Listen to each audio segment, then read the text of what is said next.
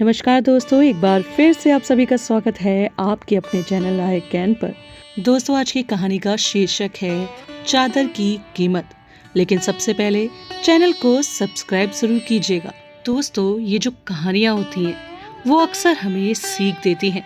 तो आज मैं आपके लिए एक ऐसी ही कहानी, चादर की कीमत की ऐसी हिंदी कहानी लेकर आई हूँ जिससे हमें प्रेरणा मिलती है और अच्छी सीख भी मिलती है कि जीवन में भलाई कभी बेकार नहीं जाती है।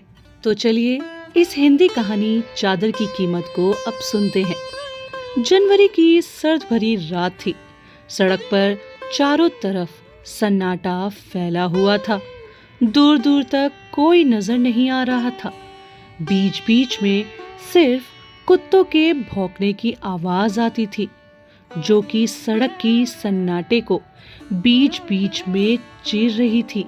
लेकिन सड़क के किनारे बनी झोपड़ी में वह बूढ़ी माँ अपने बच्चे के साथ किसी तरह उस ठंड से बचने की कोशिश कर रही थी। लेकिन फटी चादर और झोपड़ी में से आने वाली सर्द हवाएं उस माँ बेटे के जीवन की बार बार परीक्षा ले रही थी।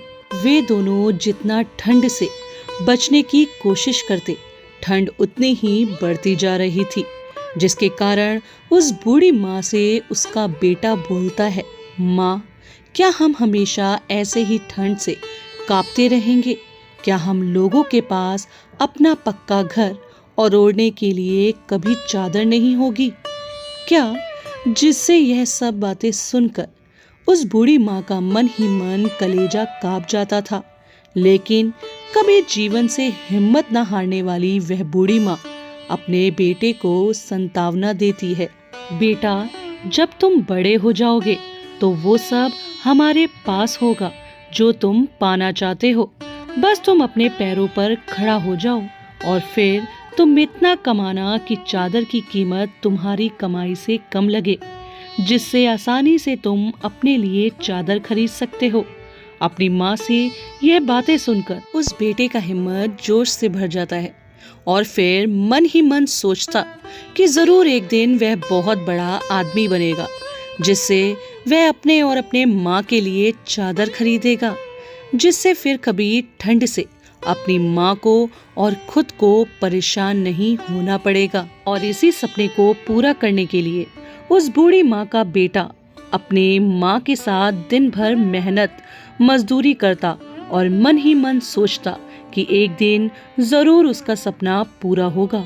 अपने बेटे के ठंड से परेशान होने की वजह से वह बूढ़ी माँ जहाँ काम करती थी, अगले दिन उस सेठ से जाकर बोली कि मुझे एक चादर खरीदने के लिए कुछ पैसे या कोई चादर दे दे।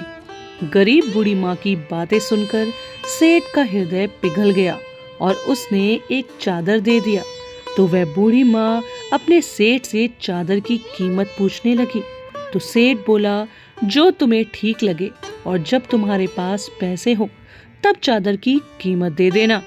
यह बातें सुनकर वह बूढ़ी औरत मन ही मन अपने सेठ को आशीर्वाद दे रही थी और ये भी चिंता रहती थी कि वह उस चादर की कीमत कैसे चुकाएगी। समय बीतता गया।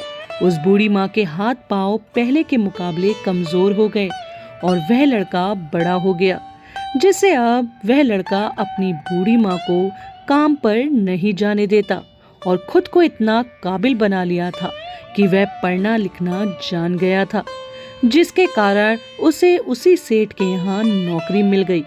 वह लड़का अपनी माँ की तरह बहुत ही मेहनती था, जिससे उसका सेठ भी उस लड़के के काम से प्रभावित होकर उसकी पहली तनख्वाह पर उसके तनख्वाह के साथ उसके लिए एक चादर भेंट करनी चाहिए। तो यह सुनकर उस लड़के की आंखें भर आई और वह अपने सेठ से बोला कि साहब, आप जो चादर देना चाहते हैं उसे मुझे ना देकर अगर मेरी माँ को भेंट करेंगे तो शायद चादर की असली कीमत होगी।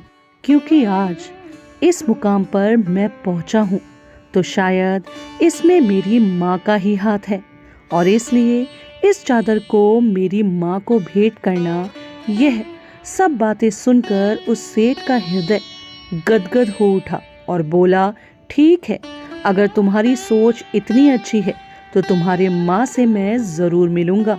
तुम कल अपनी माँ के साथ आना। और फिर जब अगले दिन वह बूढ़ी औरत अपने बेटे के साथ उस सेठ के पास गई तो तुरंत उसने अपने सेठ को पहचान लिया और सेठ द्वारा दिए गए पहले चादर की कीमत देने की बात याद आ गई। और फिर जब सेठ उस बूढ़ी औरत को चादर देने लगा तो उसके आंख से आंसू छलक आए और वह बोली कि मैं अभी पहले दी हुई चादर की कीमत आपको दे नहीं पाई हूँ, अब भला इस चादर की कीमत कैसे चुकाऊंगी। तो यह बातें सुनकर वह उस बूढ़ी औरत को तुरंत पहचान गया और कहा कि मेरे दिए हुए पहले चादर की कीमत तो मुझे तुम्हारे होनहार बेटे के रूप में मिल गया है, जो कि शायद चादर की कीमत से कहीं ज्यादा है। यह बातें सुनकर उस बूढ़ी माँ की आंखें भर आई थी और शायद आज पहली बार उसे अपने चादर की कीमत का पता चल गया था, जो कि कहीं न कहीं उसके जिंदगी में खुशी लेकर आई थी। सो दोस्तों, इस कहानी से हमें यही सीख मिलती है कि अक्सर हर इंसान की शुरुआत दुखों से ही होती है, लेकिन जो लोग अपने कर्म पर अडिग रहते हैं और जिनके मन में यह विश्वास होता है कि एक दिन उनका वक्त जरूर बदलेगा, उन्हीं लोगों के जीवन में खुशियों का बदलाव देखने को मिलता है। शायद जब हम अपने दुखों की हालात में होते हैं तो किसी चीज का वास्तविक मोल पता होता है, लेकिन उस दुख के पलों की कोई कीमत नहीं होती है, क्योंकि दुख में किया गया मदद हमेशा सुखों की ही नींव होती है। और जो लोग अपने दुखों से संभल जाते हैं वही लोग सुख के अधिकारी होते हैं। इसलिए जीवन में चाहे कितनी भी विपत्ति क्यों ना आए, लेकिन कभी भी हमें सच्चे कर्म पथ को नहीं छोड़ना चाहिए। यही हमारे सच्चे कर्म हमारे सुखों की शुरुआत होते हैं। तो दोस्तों, मैं आशा करती हूँ ये चादर की कीमत कहानी आपको जरूर पसंद आई होगी। तो चैनल को सब्सक्राइब, वीडियो को लाइक और शेयर करना बिल्कुल मत भूलिएगा। धन्यवाद।